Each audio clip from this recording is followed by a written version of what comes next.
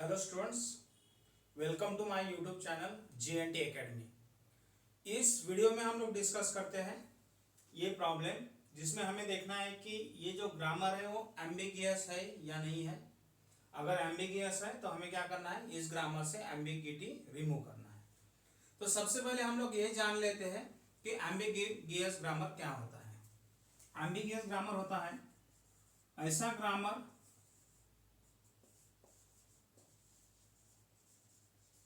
Grammar जिसमें कोई string के लिए एक से ज्यादा पास्ट ट्री डिराइव होती है।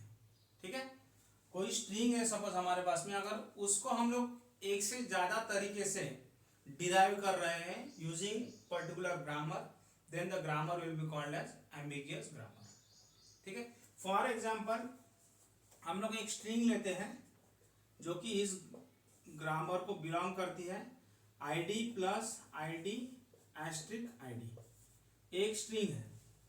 अभी इस स्ट्रिंग को हम लोग अगर दो तरीके से डिराइव कर पाए, ठीक है, दो अलग अलग तरीके से डिराइव कर पा रहे हैं, तो उस केस में हम लोग कहेंगे कि ग्रामर क्या है, एम्बिगियस ग्रामर है।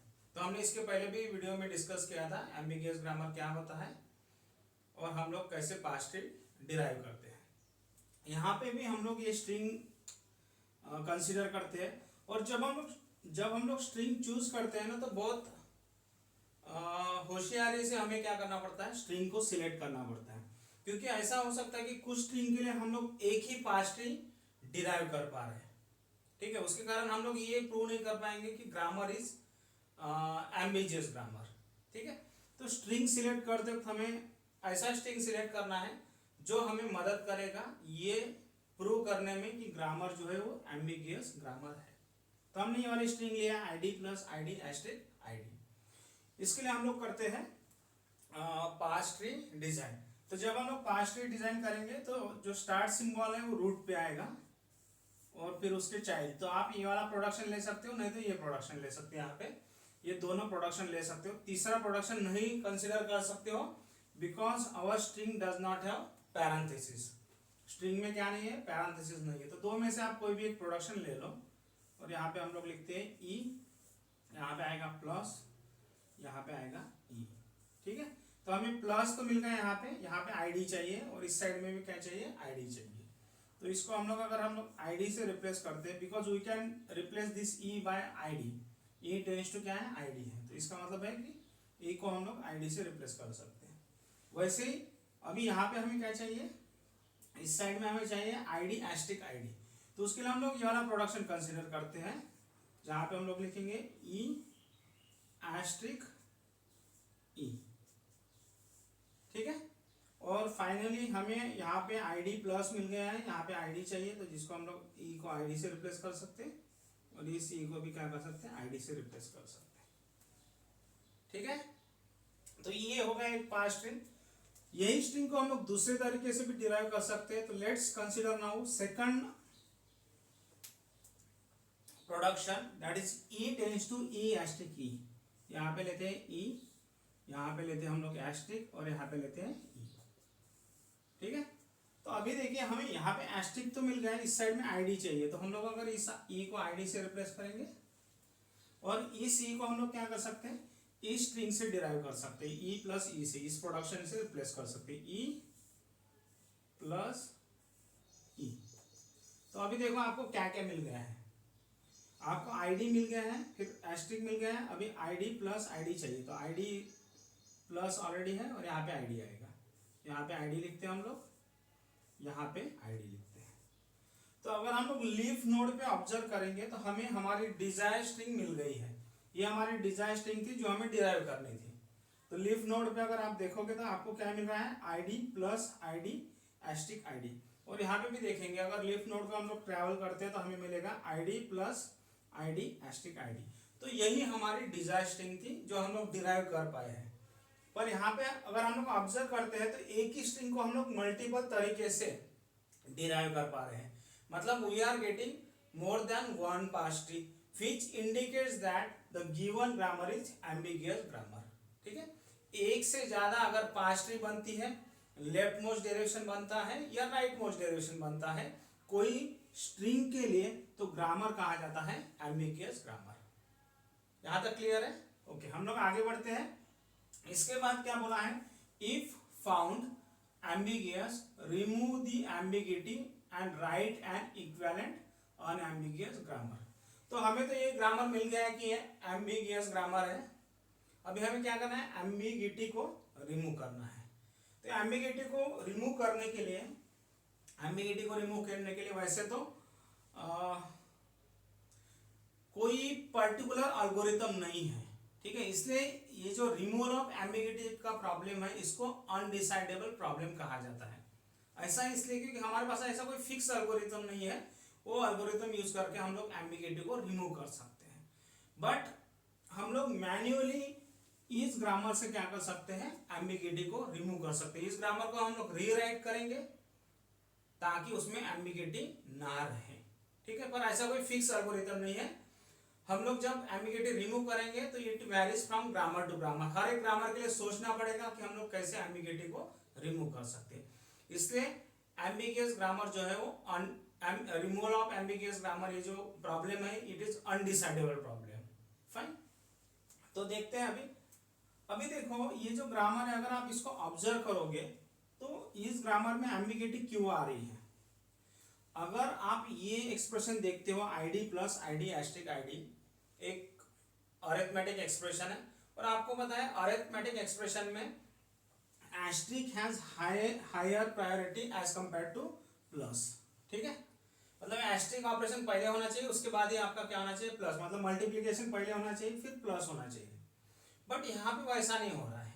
यहाँ पे आपने ये प्रायोरिटी डिसाइड नहीं की है कि आपका पहले कौन सा ऑपरेशन होगा। जैसे फॉर एग्जांपल पहले पास्ट में आप देख सकते हो कि पहले मल्टीप्लिकेशन होगा, और जब मल्टीप्लिकेशन का रिजल्ट यहाँ पे आएगा तो फिर आपका एडिशन परफॉर्म होगा, दिख रहा है यहाँ पे वैसा, ठीक है। बट दूसरे पास्ट में क्या हो रहा है, पहले एडिशन ऑपरेशन परफॉर्म किया जा रहा है।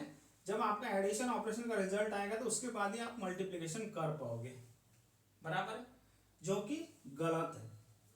तो यहाँ पे जो एम्बिगिटी का प्रॉब्लम आ रहा है उसके कारण ये आ रहा है कि आपका जो ऑपरेटर का प्रेसिडेंस है वो डिसाइडेड नहीं है, ठीक है। उसके कारण यहाँ पे एम्बिगिटी का प्रॉब्लम आ रहा है। तो हमें क्या करना पड़ेगा, ये ग्रामर को रीराइट करना पड़ेगा, जिसके कारण हम लोग प्रेसिडेंस ऑफ ऑपरेटर भी क्या कर पाए, उस ग्रामर में इनकलकेट कर पाए, उस ग्रामर में डाल सके कि ये प्रेसिडेंस में हमारा ऑपरेशन परफॉर्म होना चाहिए। तो उसके लिए हम लोग दो चीजें करते हैं। एक हम लोग डिसाइड करते हैं प्रेसिडेंस ऑफ ऑपरेटर, और दूसरा होता है एसोसिएटिविटी, ठीक है। अभी आपको ये दोनों चीजें पता है। प्रेसिडेंस मतलब वो क्या होता है कि bracket has highest priority, then multiplication division, then plus minus, इस प्रकार से आपका प्रेसिडेंस होता है। मतलब ब्रैकेट, फिर अगर एक्सपोनेंशिएशन है तो एक्सपोनेंशिएशन, फिर आपका एस्ट्रिक, डिवीजन, प्लस माइनस, इस प्रकार से आपका प्रेसिडेंस चलता है ऑपरेटर का। और दूसरा होता है एसोसिएटिविटी। एसोसिएटिविटी में क्या होता है, एक तो आपका जो ऑपरेटर होगा वो एक लेफ्ट एसोसिएटिव होगा, नहीं तो क्या होगा, राइट एसोसिएटिव होगा। तो जो हमारे ऑपरेटर्स है ना, जैसे प्लस है, माइनस है, मल्टीप्लिकेशन है, डिवीजन है, ये लेफ्ट एसोसिएटिव है। लेफ्ट एसोसिएटिव मतलब क्या होता है कि अगर आपके पास में कुछ इस प्रकार का एक्सप्रेशन है, ID plus ID minus ID, तो आप क्या करते हो, इसको आप यहाँ पे लेफ्ट से शुरू करोगे, यहाँ से लेफ्ट से, और जो भी ऑपरेशन आता है, अगर सेम प्रेसिडेंस का ऑपरेटर अगर है तो जो भी ऑपरेशन आएगा उसको लेफ्ट एसोसिएटिव मैनर में क्या करोगे, परफॉर्म करोगे। मतलब आप ये पहला प्लस परफॉर्म करोगे, उसके बाद में ये माइनस परफॉर्म करोगे, बराबर, ठीक है। मतलब सेम लेवल पे सेम प्रेसिडेंस के ऑपरेटर अगर है आपके अरिथमेटिक एक्सप्रेशन में, तो आप लेफ्ट से चालू करोगे और एक एक ऑपरेशन परफॉर्म करते जाओगे, उसको कहा जाता है एसोसिएटिविटी। फाइन, तो हम लोग ये दोनों चीजों को ध्यान में रखते हैं, और हम लोग हमारे जो गिवन ग्रामर है उसको रिकंस्ट्रक्ट करते हैं, ठीक है। तो अभी देखो यहाँ पे सबसे पहले हमें देखना है प्रेसिडेंस।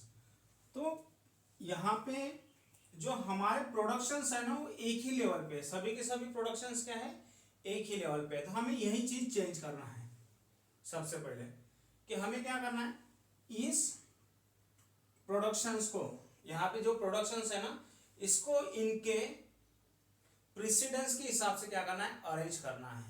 फॉर एग्जाम्पल, जिसका लोएस्ट प्रेसिडेंस रहेगा उसको हम लोग हाईएस्ट पोजीशन पे रखेंगे। जैसे यहाँ पे देखिए, यहाँ पे पैरेंथेसिस है, मल्टीप्लिकेशन है और प्लस है, तो सबसे लोएस्ट प्रेसिडेंस किसका है यहाँ पे तीनों में, इसका है, इसलिए हम लोग इसको सबसे हाईएस्ट लेवल पे रखेंगे। हाईएस्ट लेवल पे मतलब इसको पहला प्रोडक्शन मान लो, E tends to E plus E। फिर नेक्स्ट देखते हैं, नेक्स्ट लोएस्ट कौन है, E एस्ट्रिक E है, इसको हम लोग यहाँ पे रखते हैं, that is E asterisk E, and parenthesis has the highest priority, that is E tends to parenthesis E, okay. और उसके बाद में है E tends to ID। तो आपने पहली स्टेप परफॉर्म कर ली कि you have decided the precedence of the operators, और उस हिसाब से आपने आपके प्रोडक्शंस को रीऑर्डर कर लिया है। Productions having operators with lowest priority will come first, ठीक है। ऐसा ऑपरेटर जिसकी लोएस्ट प्रायोरिटी है, वो प्रोडक्शन को हमें क्या करना है, सबसे टॉप पे लिखना है और उस हिसाब से रीऑर्डर करना है हमारे प्रोडक्शंस को।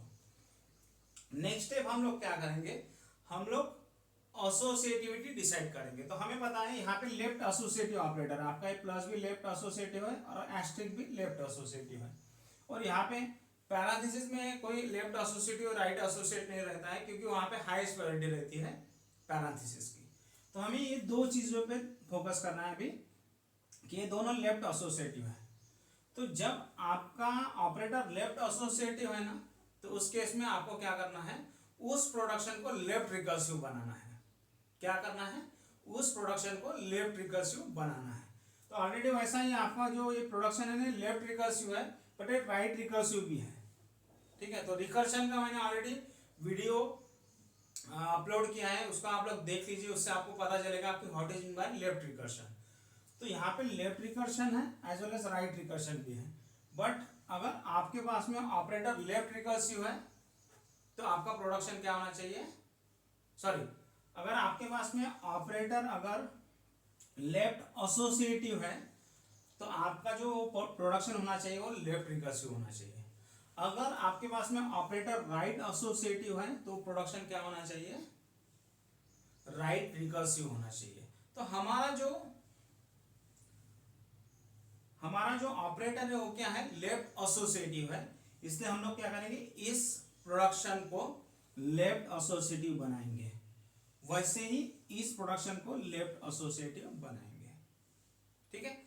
अभी आप बोलोगे कि राइट एसोसिएटिव ऑपरेटर्स कौन से होते हैं, तो आपको पता है राइट एसोसिएटिव ऑपरेटर होते हैं, आपका जो एक्सपोनेंशिएशन है ये राइट एसोसिएटिव होता है। फॉर एग्जांपल, अगर आपके पास में कुछ इस प्रकार का एक्सप्रेशन है 3 to the power 2, 2 to the power 5, तो केस में आप पहले क्या करोगे, 2 to the power 5 परफॉर्म करोगे और उसके बाद 3 to the power परफॉर्म करोगे।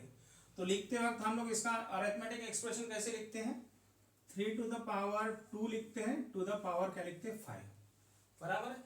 तो आपको जब ये परफॉर्म करना रहेगा तो आप इस साइड से परफॉर्म करोगे, बराबर है, इस साइड से परफॉर्म करके पहले 2 to the power 5 परफॉर्म करोगे और उसके बाद में 3 to the power परफॉर्म करोगे। तो इस टाइप के ऑपरेटर्स को कहा जाता है राइट एसोसिएटिव। इसका एग्जीक्यूशन का मैनर कैसे रहेगा, राइट एसोसिएटिव रहेगा। अभी तो हमारे पास में लेफ्ट एसोसिएटिव है, तो जब लेफ्ट एसोसिएटिव रहेंगे तो आपको लेफ्ट रिकर्शन लाना जरूरी है, राइट रिकर्शन को रिमूव करना है, ठीक है। यहाँ पे लेफ्ट रिकर्शन भी है और राइट रिकर्शन भी है। तो उसके लिए हम लोग क्या करेंगे, इस पर्टिकुलर प्रोडक्शन को रिकंस्ट्रक्ट करके कुछ इस प्रकार से लिखेंगे, E tends to E plus T slash T, ऐसा लिखेंगे। तो देखो ये जो प्रोडक्शन है अभी ये क्या हो गया, लेफ्ट रिकर्सिव हो गया। लेफ्ट रिकर्सिव मतलब होता है जहां पे ये लेफ्ट हैंड साइड में जो नॉन टर्मिनल है वही नॉन टर्मिनल अगर राइट हैंड साइड में पहले पोजीशन पे है तो ग्रामर कहा जाता है लेफ्ट रिकर्सिव ग्रामर। ठीक है, ये जो ये दिख रहा है आपको लेफ्ट हैंड साइड पे, यही कहाँ पे है, राइट हैंड साइड पे पहले पोजीशन पे है, तो इसलिए ग्रामर को क्या कहा जा रहा है, लेफ्ट रिकर्सिव ग्रामर कहा जा रहा है। और अगर आप इस ग्रामर की बात करते तो यहाँ पे ये वाला जो नॉन टर्मिनल है जो लेफ्ट हैंड साइड पे है वो कहाँ पे है, फर्स्ट पोजीशन पे भी है और राइट लास्ट पोजीशन पे भी है। इसके कारण ये जो ग्रामर बन रहा है लेफ्ट रिकर्सिव भी है एज वेल एज क्या है, राइट रिकर्सिव भी है। उसके कारण एग्जीक्यूशन में प्रॉब्लम हो रहा है। उसके कारण जब हम लोग पास्ट ट्री डिराइव करेंगे तो प्रॉब्लम आएगा, क्योंकि आप उसको लेफ्ट मैनर में भी कर पाओगे, लेफ्ट से भी चालू कर पाओगे, राइट से भी चालू, मतलब दोनों साइड से उसको सेम प्रायोरिटी दी जा रही है, सेम एग्जीक्यूशन पावर दिया जा रहा है, जो नहीं होना चाहिए। तो अभी देखो यहाँ पे हमने इसको क्या कर दिया, इस प्रोडक्शन को रीस्ट्रक्चर करके लेफ्ट रिकर्सिव बना लिया। और उसके बाद में हमने एक नया नॉन टर्मिनल है टी से, और टी फिर यहाँ ई टेंस टू टी होगा, नहीं तो E tends to E plus T होगा। टी के केस में हम लोग क्या करेंगे, ई इसको रीस्ट्रक्चर करेंगे, T tends to T asterisk F.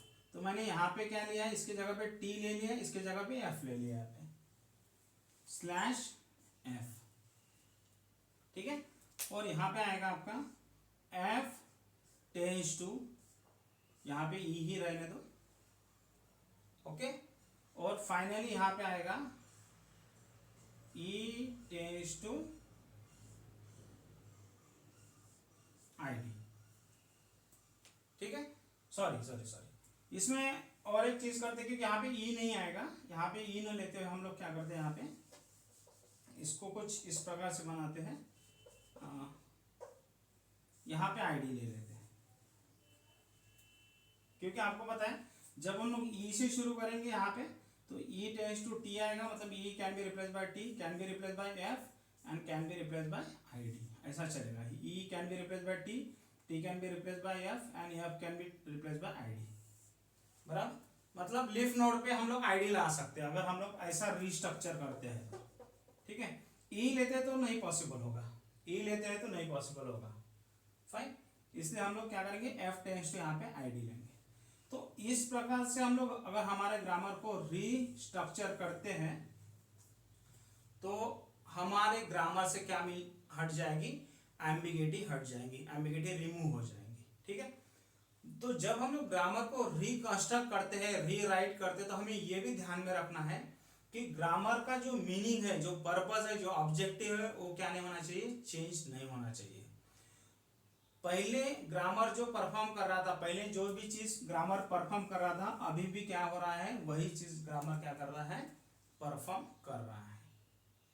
तो हमें इस चीज का ध्यान में रखना है जब हम लोग एम्बिगिटी को रिमूव करते हैं। तो this is your unambiguous grammar, okay.